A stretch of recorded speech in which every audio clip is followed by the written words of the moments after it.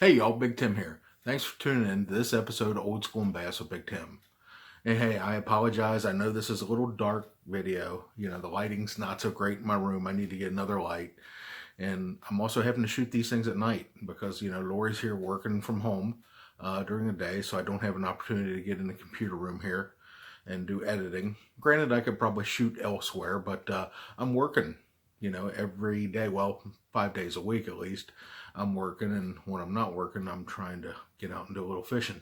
Fishing hasn't been so great, but I do have something to show you here in a little while. It'll probably take me a few days to get it edited, but we do have some good fish video coming up soon. So have some patience with me. We'll get that up. But responding today to a couple of questions I've had from some viewers. One of our viewers asked to see what the new Plano Box looks like when it's filled up. It's almost all the way full. I still have about 4 slots left. But this is everything. I mean, this is carrying all of my river spinner baits. This is carrying all my big ledge spinner baits. Specialty baits that probably only use once or twice a year. So this is everything. And it'll be safely stored in the boat, and I'll have everything with me when I want it.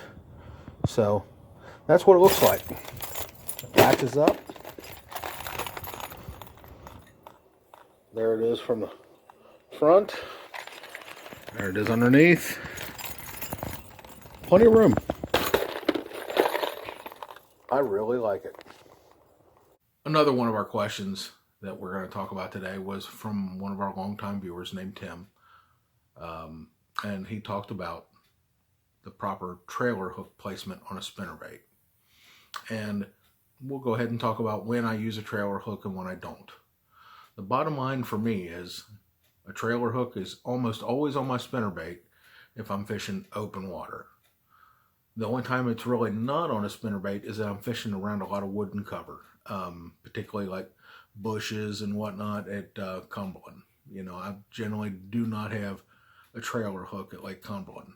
If I'm fishing the bushes at Lake Barkley or something like that, I usually will not have a trailer hook. Why? Because it just hangs up a little bit more. Let's face it, you're fishing around that wood anyway, you're going to get hung up. But you put a trailer hook on there, you're going to get hung up a lot more. So one of the other things is, how do we use a trailer hook? Well, there's a couple of different ways you can do it. And the best way that I'm going to show you is with this naked spinnerbait. It has no skirt. Now this spinnerbait is a little bit different. I bought a bunch of these years ago from a company called Strong Arm Bait Company out of Louisville. I've since heard that the man that was making them has passed on. Sorry to hear about that, because he was a very, very nice man, made really good products. His are the buzz baits I've been using for years. I love them. And this is a different spinnerbait too. You can see it's got right here a crimped on steel wire. These spinnerbaits are really good for coming through grass. They don't do so well coming through the bushes and whatnot, as like at Cumberland or any place else that you have bushes. But they're great for coming through grass and great in open water. But this one's a naked one, so it's a lot easier to show you how I do a trailer hook. This is our trailer hook. You can buy different sizes. You can buy silver, you can buy black. This is just the one that I grabbed. I figured it'd be easier to show with, as well as the plastic tubing. Yeah, I have a bunch of this tubing, so I cut it down. I actually keep a strip of it in my tackle box about 6 inches long. And I just cut it as I need it. And I think this is like probably 1/8 inch diameter tubing, maybe a little more. But it generally fits over top of these hooks. And you can use rubber bands. There's a lot of different things you can use. What a lot of people think are the best way to use a trailer hook is to take the tubing and put it over top of the hook eye. And then run your hook through the center there. And that makes that solid. See how that's solid? Now, why I don't do this is because if you cast it and hit a branch or something, you can kick that trailer hook off and it's not going to do you any good. You can actually make it where it's an anti-hook. It'll keep you from catching fish. If you cast and hit this the wrong way, sometimes even on the water, you know, let's face it, you can hear the real hard on the water. And sometimes that's what that spinnerbait trailer can do if you've got it on wrong. You see it it'll stay in place. And it's not going to do you any good like that. So what I usually do for a spinnerbait trailer hook, first thing you do, take the hook and slide it on the main hook. Then you take your clear tubing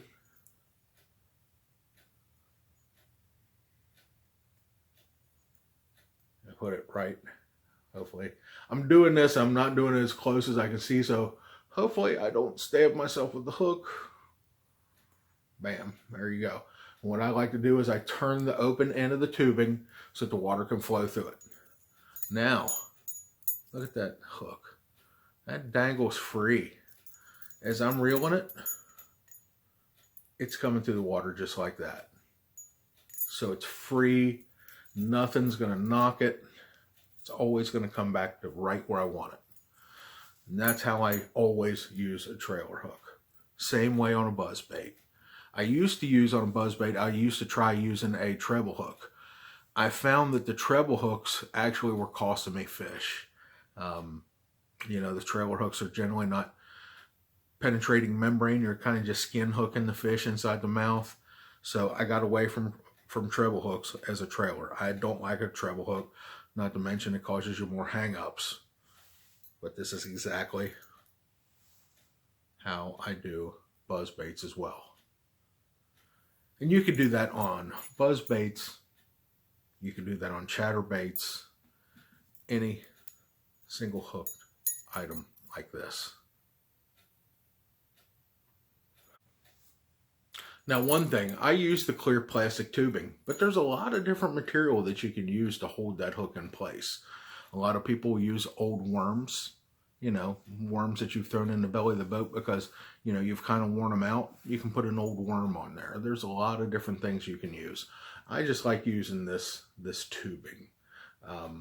I've seen a couple guys use coffee stirs, things like that. Just anything that's going to hold that hook in place and keep it coming off.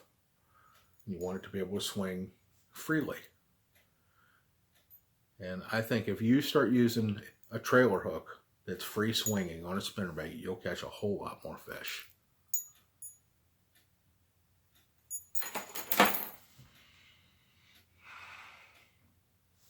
So I hope everybody's doing well through all this pandemic going on now. I'm going to speak more about that. I'm going to have a video to shoot about that. I'll probably get that done this week.